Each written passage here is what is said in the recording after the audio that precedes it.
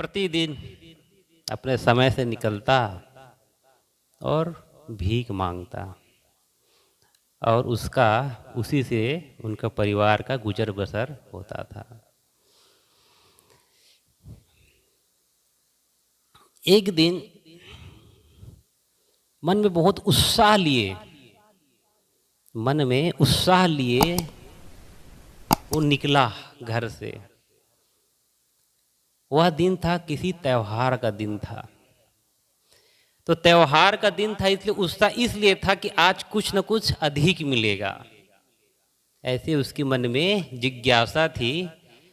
और जब भिखारी अब घर से निकला तो अपनी पत्नी को क्या बोलता है, 2-3 मुट्ठी इसमें डाल दे ताकि झोला में कुछ दिखे। अब कुछ दिखेगा तब लोग समझे कि हाँ इसको कुछ लोग दे दिए, मन इसकी बोहनी हो गई है। बोहनी होना बहुत बड़ी बात है। बस सुबह सुबह कभी 2:30 बजे 3 बजे 3:30 बजे रात को भी मार्केट चला जाता हो ना, अब किसी के पास कुछ खरीद लिया तो बहुत सौभाग्यशाली समझते हैं कि आज हमारा दिन शुभ हो गया। तो वह व्यक्ति बड़े अरमानों के साथ निकल रहा है त्योहार, आज त्योहार का दिन है और आज मुझे कुछ अच्छा मिलेगा। बस अपनी पत्नी से बोला कि 2-3 मुट्ठी डाल और मैं निकलूं। और फिर वो सुबह सुबह निकलता है घर से।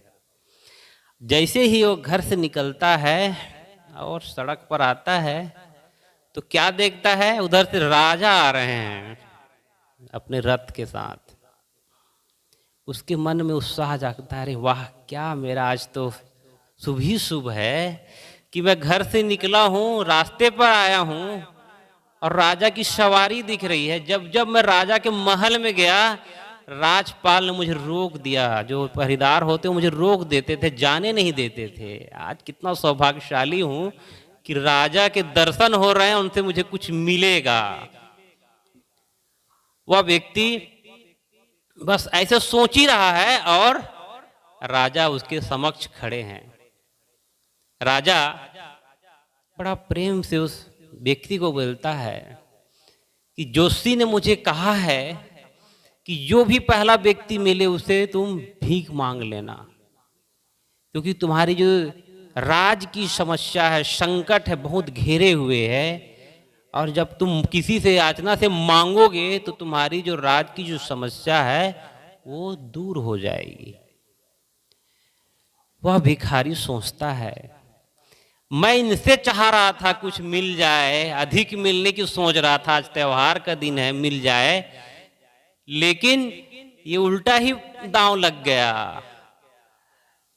और राजा ने फिर उसे वही बात कही। तब भिखारी तो भिखारी है भाई, किसी देना तो जानता नहीं, बेमन चावल का एक दाना उन्होंने उनको दे दिया।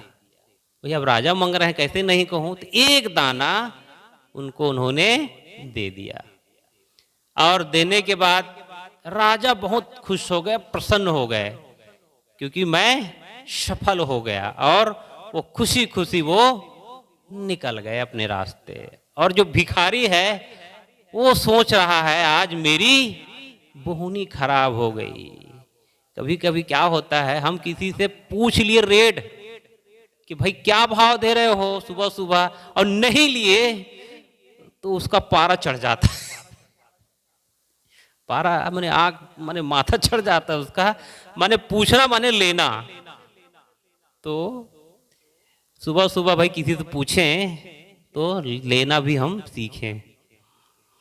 तो भिखारी कोस रहा है, अरे कहाँ राजा मुझे मिला, क्या अरमान थे और मुझे साकार नहीं हुआ। और वह भिखारी दिन भर घूमता रहा और शाम को वापस अपने घर आया और पत्नी को झोली दे दिया।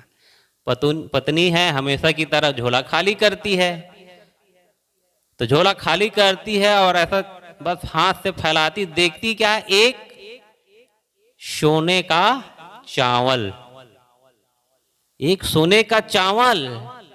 ये जी देखो तो क्या लेके आए हो, बोलती है अपने पति को।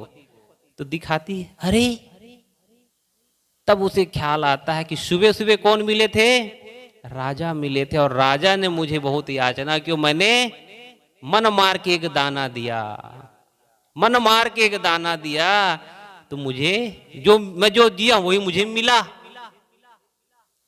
कितना सुंदर उन्होंने लिखा है कि जो हम देते हैं वो क्या हो जाता है, सोना बन जाता है, स्वर्ण बन जाता है, और जो रखते हैं हमारे पास वो राख हो जाता है, मिट्टी हो जाती है, धूल हो जाती है।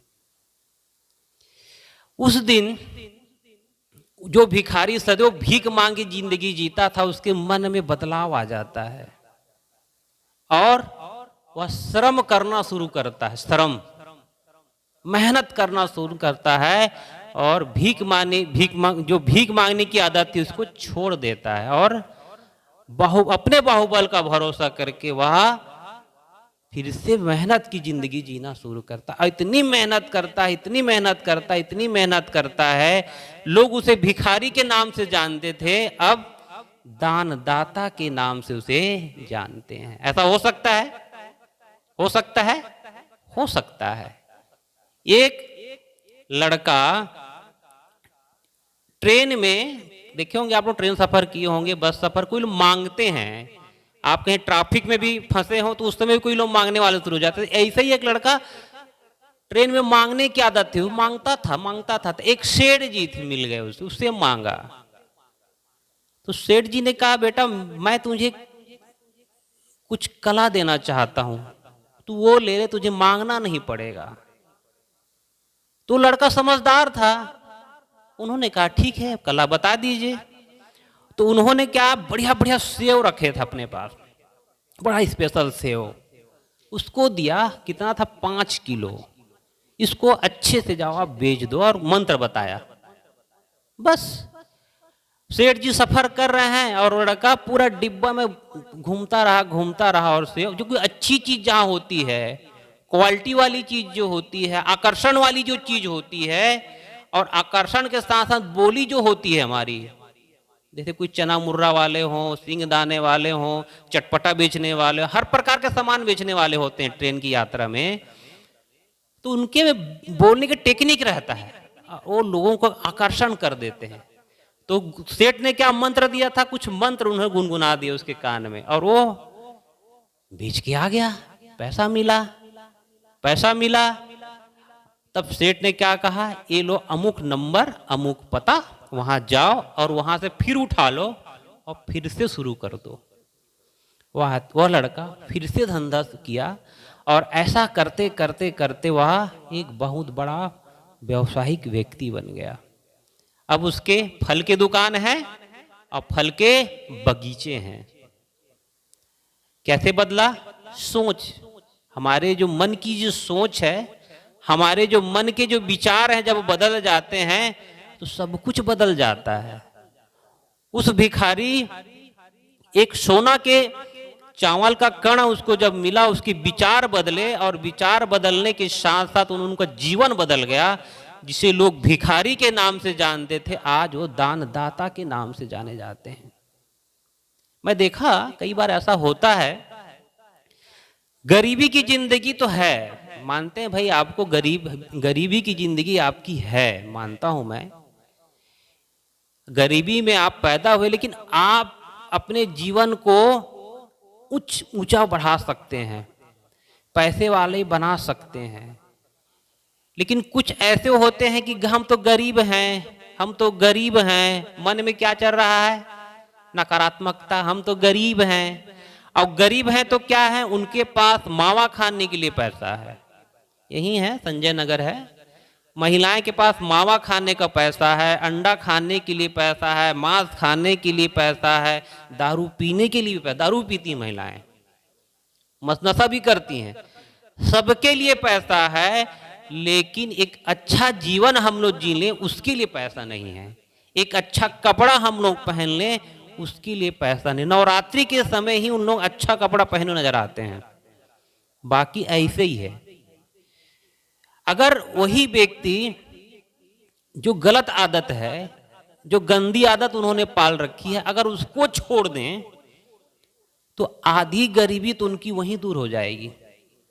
और देखा जाता है कुछ लोग ऐसे भी हैं, उसी कस्बे में, उसी संजय नगर में बहुत से ऐसे लोग हैं जो समझदार हैं, विवेकपूर्ण हैं, सबके बीच रह के भी वो नहीं करते हैं। एक माता जी थी, वो जिस घर से आई थी वो घर शुद्ध शाकाहारी था, वह शुद्ध शाकाहारी था, और जिस घर में शादी हुई कि भाई वो मांसाहारी था। दुविधाजनक रही उसके लिए, लेकिन उन्होंने एक प्रण लिया, मैं बनाऊंगी तो जरूर, मैं आप लोगों के लिए बनाऊंगी तो जरूर, लेकिन खाऊंगी नहीं। बनाऊंगी तो जरूर लेकिन खाऊंगी नहीं। और ऐसा प्रण 1 दिन, 2 दिन, 4 दिन, साल, 2 साल, 3 साल, 10 साल, 15 साल, जो घर का वातावरण बदल गया।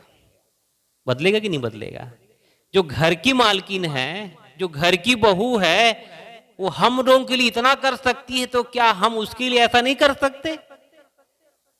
जब हम जो नहीं खाते लेकिन हम लोगों के लिए वो बनाती है, भले बांध के बनाती तो है। हमें क्या करना चाहिए? हम लोगों को भी छोड़ देना चाहिए। और ऐसा एक सोच बदली उस परिवार का, उस घर का तरंग बदला, और सब के सब लोग क्या हो गए? शुद्ध शाकाहारी। कहां से हुआ? हमारी सोच से। हमारी सोच, हमारी समझ हर जगह अच्छी हो, हर जगह, उठते बैठते चलते फिरते हर जगह, फिर देखिए आपके जीवन में फूल ही फूल खिलेंगे। किसके फूल खिलेंगे? एक फूल तो हमारे गार्डन में खिले हुए हैं, बहुत से मोगरा है, गुलाब है, बहुत से फूल खिले हुए हैं। कोई व्यक्ति आता है चोरी करके ले भी जाता है वो फूल। उस फूल की बात नहीं कर रहा हूँ, किस फूल की बात कर रहा हूँ? शांति रूपी फूल की। वो फूल अगर आप अपने मन में खिलाना चाहते हैं, अपने जीवन में खिलाना चाहते हैं, अपने परिवार में खिलाना चाहते हैं, तो सोच आपकी अच्छी होनी चाहिए। सोच देखिए कैसी सोच होती है। एक और छोटी सी एक घटना, जो सत्य घटना है, उसको बताकर मैं अपनी बात बंद करूं। एक बहन थी जिसकी 16 या 17 साल की उम्र में शादी हो गई। पेट से थी, उसके पति किसी दुर्घटनाग्रस्त में खत्म हो गए। उन्होंने क्या दिया? बेटी को जन्म दिया कुछ महीनों के बाद। वह मथुरा बाके बिहारी के मंदिर में पीला वस्त्र धारण किए, माला पहने, हाथ में माला लिए, किसका जाप करती थी? बाके बिहारी की, कृष्ण भगवान की जाप करती थी। उसकी भक्तिन थी, वो अपने बच्चे को भी पालती थी, जाप भी करती थी, और जो भक्त सज्जन आते थे उसकी चप्पल की देखरेख वह करती थी, और उसी से उसको कुछ पैसे मिल जाते थे। उसी से कुछ उसको जो भी चावल दाल, जो भी वहाँ लोग आते हैं मंदिर में, कई प्रकार के लोग आते हैं, कोई चावल दे दिया, कोई आटा दे दिया, कोई मिक्स दाल दे दिया, कोई मिर्ची दे दिया, सब तो कुछ पैसे भी दे दिए। और आप मस्त प्रभु के भक्ति में मगन है, बच्चे को भी पाल रही है, चप्पल की देखरेख भी कर रही है। और ऐसा करते करते करते उसे 35 साल हो गए। अब ये भी मोबाइल पे ही आया है, 35 साल हो गए। 35 सालों में उन्होंने कितना पैसा इकट्ठा किया? 51,11,525 रुपए उन्होंने इकट्ठा किया 35 सालों में। बेटी पढ़ लिख कर क्या हो गई? अच्छे पोस्ट पे चली गई, लेकिन मां ने जप नहीं छोड़ा, चप्पल की रखवाली नहीं छोड़ा। अब देखिए, उस माता का नाम था यशोदा माता। वो क्या करती है? 40 लाख रुपया उस निकाल, अपना उस फंड से 40 लाख रुपया का निकाल के उन्होंने सबसे पहला काम किया, धर्मशाला का निर्माण करवाया। दूसरा काम किया उन्होंने, गौशाला का निर्माण किया। और तीसरा काम क्या किया? जहां रहती थी जिस झोपड़ी में, उस झोपड़ी के पास उन्होंने एक बाके बिहारी का मंदिर का निर्माण कर दिया। देखिए, एक चप्पल की सुरक्षा करने वाली माँ की सोच देखिए, उसकी समझ देखिए कि कौन सा काम कर रही है, कौन सी भक्ति कर रही है और कहां से कहां वो पहुंच गई। हम लोग यहाँ जितने लोग बैठे हैं ना, उससे बेहतर जिंदगी जी रहे हैं। एक बेहतर घर हमको भी होगा, बेहतर कपड़े होंगे, हमारे बाल बच्चे हैं, एक अच्छी सोसाइटी और सभा में हम रहते हैं। शायद इतनी कल्पना हम लोग नहीं कर सकते, हम भी नहीं कर सकते भाई, हम तो बोल रहे हैं मात्र। लेकिन उनकी कल्पना देखिए कि कैसे उन्होंने तिनका तिनका इकट्ठा करके इस प्रकार का उन्होंने लोक कल्याण का काम उन्होंने कर दिया। प्रभु कृष्ण को, प्रभु भगवान को गौ पसंद है तो उसने गौशाला खोलवा दिया उन्होंने, और एक मंदिर का निर्माण उन्होंने कर दिया। ये कैसे हुआ? सोच समझ, सोच और समझ ये हमारी अगर अच्छी हो तो हमारा जीवन तर जाएगा। किसी गायक ने गाया है, हमारे साहब जी भी गाएंगे कुछ देर बाद। सोचो जरा और मन में विचार, सोचो जरा और मन में विचार,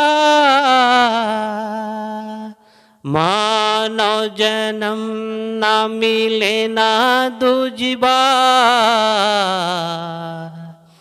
बड़ा दुख पाया है इस संसार में, बड़ा दुख पाया है इस संसार में।